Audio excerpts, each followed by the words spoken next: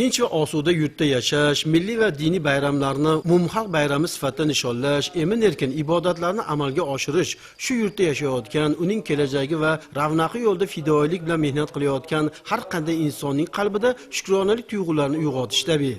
Mustaqilligimizning 25 yillik bayramiga tayyorgarlik jarayonida mehr muruvvatni, xayr va saxovatni har nedan ustun qo'ygan yurtdoshlarimiz ezgulikka yo'g'rilgan ayyom Ramazon hayitini katta xursandchilik, shukronalik bilan nishonlamoqdalar. Bunday shukronalikni hayit namozini ado etish uchun erta tongdan jome masjidlarga kelayotgan yurtdoshlarimizning yuz ko'zlaridan, kayfiyatlaridan, qalblari quvonchga to'lganligidan sezish mumkin. Bir oy davomida yurtimizda yozning issiq kunlari hukmronlik qildi. Havoning harorati 40 gradusdan oshdi. Sabr bardoshli yurtdoshlarimiz Ramazon ibodatlarini amalga oshirdilar. E'tibor bergan bo'lsangiz, hayit namozi tong sahari soya salqin keldi. Bu ham bo'lsa Yaratganning yurtdoshlarimizga qilgan inoyatidir. Barcha jome masjidlarda bo'lgani kabi Farg'ona shahridagi Ummul Qur'o jome masjidiga hayit namozini ado etish niyatida yig'ilganlarga qilingan ma'ruzalar ham shukronalikka yo'g'rildi. Yurtdagi tinchlik va xotirjamlikni ulug'lash, amalga oshirilayotgan bunyodkorlik va yaratuvchilik ishlarida har bir insonning daxldor ekanligini his etish zarurligiga e'tibor qaratildi. Masjidga yig'ilganlarning hamjihatligida hayit namozi ado etildi. Qo'llar duoga ochilar ekan, shu kunlarga eson-omonlikda yetib kelganliklari, qalb xotirjamligida ibodatlarni amalga oshirayotganliklari uchun yana bir bora shukrona keltirdilar. Yurtimiz tinch, osmonimiz doimo musaffo bo'lishligi, ro'zg'orimizdan qut baraka arimasligini tilab duoyi fotiha qilindi. Jannatmakon yurtimizni obodligi, mustaqillik bergan ne'matlarni sanab adoga yeta olmaymiz. Chunki biz ozgina o'tmishni ko'rganmiz. U davrlarda masjidlar to'g'risida, Ramazon to'g'risida, din to'g'risida gapirishlik juda amri mahol bo'lgan. Agar gapirganlar bo'lsa, o'sha davrda siyosatida qattiq bir ta'qiblarga, ta'ziqlarga uchrashgan. Mana endi e'tibor beradigan bo'lsak, mana Ramazon sharifni boshlanishligida muhtaram yurtboshimiz alohida qarorlari chiqishligi butun o'zbek xalqini, butun O'zbekiston xalqini barchani bir quvontirdiki, bu qarorni zamirida, qarorni majmuasida, mazmun mohiyatida faqat mana shu milliy diniy qadriyatlar asosida o'tkazishlik belgilangan bo'lsa, qaror xalqning ichida oliy darajada bajarildi. Chunki hamma mutasaddi tashkilotlar o'zlarining vazifalarini a'lo darajada bajarishdi. Ramazon shariflarida tarovih namozlarini o'qigan bo'lsak, tez yordam mashinalari masjidlarimiz oldida turdi. Salqin ichimliklar bilan ta'minlandi. Mutasaddi tashkilot rahbarlari, xodimlari hammalari o'zlarining vazifalarini juda chiroyli ado etdilar. Bularning hammasi muhtaram yurtboshimizni bizlarga ko'rsatayotgan g'amxo'rliklari deb bilamiz va ikkinchidan mustaqil mamlakatimizda xalqimiz uchun yaratilgan imkoniyatlar, bu e'tiqod erkinligiga ega bo'lganligimiz, din erkinligiga ega bo'lganligimiz, o'zimizni so'zimizga, o'zligimizga ega bo'lganligimizni albatta bugungi kunda butun dunyo ko'rib turibdi. Bu yilgi Ramazon O'zbekiston uchun juda ham bir ajoyib bo'ldiki, mustaqilligimizni 25 yillik to'yi arafasida o'tkazilishligi ham juda katta bir alohida e'tirof etilyapti.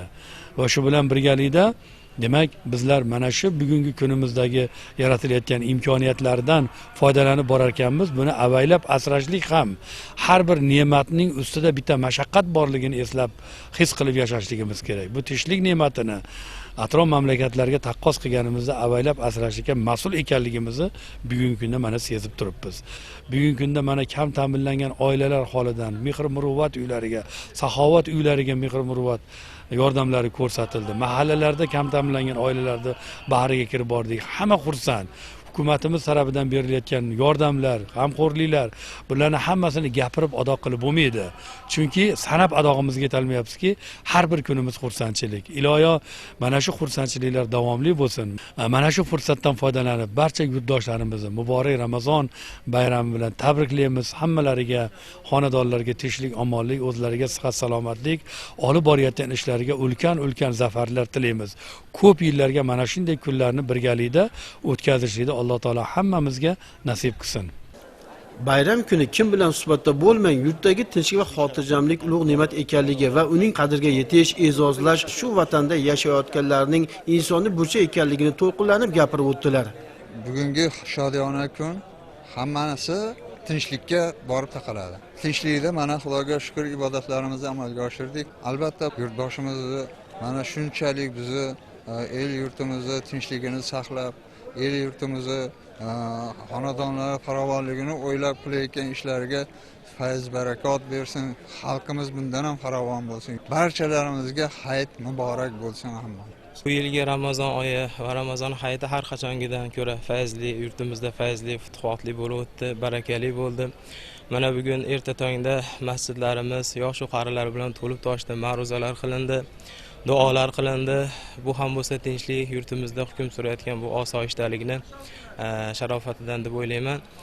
Mana imom domlamizning ma'ruzalari ham asosan mana shu tinchlik, osoyishtalikni, xotirjamlikni asrab avaylashga qaratildi. Yurtimizda yoshlarga qaratilayotgan imkoniyatlar juda katta. Mana masjidlarda emin-erkin ibodatlarni qilyapmiz. Kasb-hunar egallashlikka, ilm ma'rifat egallashlikka juda ham katta imkoniyatlar yaratilyapti. Bundan biz yoshlar oqilona foydalanishligimiz kerak. Bor kuch-g'ayratimizni mana shu yurtimizga ravnaqi uchun safarbar qilishligimiz kerak. Mana bugun qutlug' kun, Ramazon hayiti, barcha yoshlarimiz ota-onalarini, keksalarimizni ziyorat qilib, ularni ko'ngillarini bir xushnud qiladigan bo'lsak, bir yaxshi ish qilgan bo'lamiz. Bayram munosabati bilan joylarda kam ta'minlangan yordamga muhtojlarga muruvvat yordamlari ko'rsatildi. Asosiysi kechga yaqin oilaviy bayram xalq sayllariga ulanib ketdi. Bu albatta yurtimizdagi tinchlik va xotirjamlikning bir ne'matidir. Albatta tinch va osoyishta yurtga bayramlar yarashadi. Mana shunday tinchlik, omonlikda, mana shunday bizga bayramlarda o'tkazishga xizmat qilayotgan yurtboshimizga uzoq umr, sihat, salomatlik tilab qolamiz. Butun O'zbekiston xalqini Eid Ramazon bayrami bilan tabriklayman. Guvohi bo'lganingizdek, barcha jome masjidlarda hayit namozlari yurtdoshlarimiz tomonidan shod va xurramlik bilan ado etildi. Bu ham bo'lsa yurtdagi tinchlik va xotirjamlikning mevasidir. Yana bir bor barchalaringizni bayram bilan muborakbod etamiz.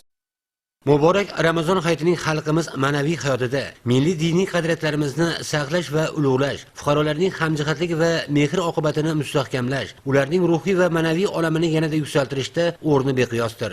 Mehr, muruvvat, xayr-u saxovatni o'zida mujassam etgan ezgulikka yo'g'rilgan ayyom Ramazon hayiti namozini quvasoyliklar ham ko'tarinkilik, shukronalik bilan ado etdilar. Erta tongdan Quvasoy shahridagi Islom jome masjidi ham Ramazon hayiti namozini ado etish uchun kelgan yurtdoshlarimiz bilan gavjum bo'ldi. Darhaqiqat ta'kidlash o'rinliki, mustaqil yillarda xalqimizning milliy qadriyatlari va an'analari qayta sayqalandi. Din, so'z va vijdon erkinligiga ega bo'ldik. Prezidentimiz qaror asosida musulmon olamida tantana qilinadigan Qurbon hamda Ramazon hayitlarining dam olish kuni, ya'ni xalqimizning umumxalq bayrami sifatida nishonlanishi ham yurtdoshlarimiz uchun katta imkoniyatlar eshigini ochdi. Hayit namozi davomida qilingan ma'ruzalarda odamlar o'rtasidagi mehr oqibat, qadr qimmat xususida to'xtalib o'tildi. Yurtimiz tinchligini avaylab asrash, mamlakatimizda amalga oshirilayotgan islohotlarni qo'llab-quvvatlash, mehr oqibat, qadr qimmat singari oliyjanob fazilatlarni qadrlash, bu kunlarga shukrona keltirib yashash har bir iymon e'tiqodli insonning burchi ekanligi ta'kidlandi. Yurtdoshlarimiz duoga qo'l ochar ekanlar, yurtimiz tinchligi, istiqlolimizning abadiy bo'lishi, xalqimizning farovon hayotini tilab, bugungidek osoyishta hamda emin-erkin hayotga shukrona keltirdilar. Bu yilgi Ramazon oyini yurtimizda yanada ham bir barakotli, shukuhli, fazilatli, fayzli kelganligini hammamiz guvohi bo'ldik. Buni bir oy davomida yurtimizda kezgan Ramazon shukuhida, bu Ramazon oyida qilingan barcha xayrli, savobli ishlarni bir ko'payganligida buni guvohi bo'lib turibmiz. Albatta bu oyning yanada bir yurtimizda fayzli, barakotli bo'lishligi, yurtimizda bo'layotgan katta bir o'zgarishlar, yurtimizda yashayotgan vatandoshlarimizni farovon hayot kechirishlari uchun qilinayotgan sa'y harakatlar guvohi bo'ldik. Buni albatta biz e'tirof etishligimiz, bunga shukrona keltirishligimiz lozim bo'ladi. Nishonlanayotgan Ramazon hayiti tadbirlari yurtdoshlarimiz qalbida ona yurt tuprog'ini ko'zga to'tiyoq qilib yashash, qadriyatlarini ulug'lashga, vatanga mehr va sadoqat tuyg'usini yuksaltirishda katta ahamiyat kasb etadi. Zero shu o'tgan davrda betakror merosimiz, boy tariximiz, din va diyonatimiz, ko'hna urf-odat va an'analarimizning qayta tiklanganligi, odamlarimizning dunyo qarashi tubdan o'zgarganligi, vatan taqdiri va istiqboliga daxldorlik tuyg'usi kuchayganligi esa ma'naviyatimiz yanada yuksaklarga ko'tarilayotganligidan dalolatdir. Bu yurtimizdagi tinchlik, xotirjamlik, istiqlol bergan diniy bag'rikenglik, mamlakatimizda olib borilayotgan izchil islohotlarning yorqin samarasidir. Mana bugungi kunda bizni vodiy viloyatlarini tashqari bilan, ya'ni o'sha boshqa viloyatlar bilan bog'laydigan Angren Pop temir yo'lini qurilib bitkazilganligini o'zi, buni prezidentimiz bilan mana Xitoy rahbariyati bilan birgalikda buni tantanali ochilishlik marosimini o'tkazilganligi o'zi ham juda ham katta bir quvonarli. Haqiqatda shu yurtda yashayotgan har bir fidoyi bo'lgan insonlarni qalbini bir xursandchilikka to'ldiradigan mana shunday bir katta bir voqea bo'ldi. Shu bilan birga Ramazon oyida yana Shanxay hamkorlik mana tashkilotini katta bir anjumanning o'tishligini o'zi. Bu ham bizning yurtimizni, bizning mamlakatimizni dunyodagi katta davlatlar tomonidan e'tirof etilib, bu yurtga kelib, ham mehmon sifatida hamda shu yerda kelib dunyodagi katta bir jarayonlarni bo'layotganligini siz bilan biz guvohi bo'ldik. Albatta bu narsaga ham bunday bo'layotgan bu katta bir olamshumul voqealarga hammamiz xursandchilik bilan qaraymiz. Buni yurtimizdagi albatta tinchligini mevasi, tinchligini samarasi deb bilamiz. Yana shu bilan birgalikda bu Ramazon oyini mana bugungi kunda hayitni mana nishonlab turar ekanmiz. Bu hayitning davomchisi, yurtimizdagi bayramlarni, xursandchilikning davomchisi, mustaqilligimizning 25 yilligini nishonlashlik arafasida turibmiz. Bu ham eng katta bir har bir mavzu uchun bir muqaddas hisoblangan bir bayram hisoblanadi. Bu bayramga ham hammalarimiz albatta bir xursandchilik bilan, yorug' yuz bilan, mana shunday har kim o'zining qo'lidan kelgancha bir mehnati bilan albatta shu bayramga yetishlikka, shu bayramga o'zining hissasini qo'shishlikka harakat qiladi. Bugungi kundagi yurtimizdagi olib borilayotgan katta ijobiy o'zgarishlar ham o'sha diniy sohada bo'ladi, ma'naviy sohada yurtimizdagi mana iqtisodiyotini bir salohiyatini o'sganligi, dunyodagi bir rivojlangan, dunyodagi bir taraqqiy topgan mamlakatlar qatorida turganligini o'zi ham bu Allohning ne'mati, Allohning marhamati deb bilamiz. Albatta bugungi kunda mana keksalarimiz, duogo'ylarimiz bugungi bayramni mana katta bir shukrona sifatida duolar qilindi. Yurtimizga mana shunday Alloh bergan tinchlik ne'matini bardavom bo'lishligiga, yurtimizdagi olib borilayotgan bunyodkorlik ishlarini albatta bir yanada ham bir chiroyli tarzda bardavom bo'lib davom etishligiga duolar qilindiki, bu duolarning samarasini albatta biz hayotimizdan ko'rib, bu narsadan hammamiz ham mamnun bo'lamiz degan umiddamiz. Inson manfaatlari ustuvor bo'lgan yurtda yashayapmiz. Vatan ravnaqi, yurt farovonlik yo'lida fidoyilik ko'rsatish shu zaminda yashovchi har bir fuqaroning insonlik burchiga aylanib bormoqda. Osoyishta tinch yurtga esa bayramlar yarashadi. Biz shu kun qaysi bir yurtdoshimiz bilan muloqotda bo'lmaylik, bunday dorlomon kunlarga shukrona keltirib yashash naqadar oliy baxt ekanligini ta'kidladilar. Yurtimiz iloyim bundan ham tinch bo'lsin. Yurtimizga hech qachon tikon kirmasin. Yomon ko'zlardan saqlasin. Qarilarga iymon bersin, yoshlarga uzoq umr bersin. Bunday zamon bo'lmagan, kelmagan. Bir vaqtlarda masjidlarga birovni yaqinlashtirmas edi. Allohga shukr, hozir masjidlar uyizdan chiroyli. Prezidentimizga ming rahmat. Mana men Allohning uyiga 2 marta hojga bordim. Bu ham shu prezidentimizning sharofati bilan bordim. Mana qancha qurilishlar, bu yo'llarni ko'rsangiz havasingiz keladi. Qarang, mana bir kun Toshkentdan kelyapti. Tog'ni teshib o'tgan poyiz yo'llarni ko'rib havas qildim. Nimaga? Bizning ota-bobolar bundaqani ko'rmagan. Hech qachon zamonimizga ko'z tegmasin, bu zamonga tikon kirmasin, yoshlarga uzoq umr, qarilarga iymon bersin.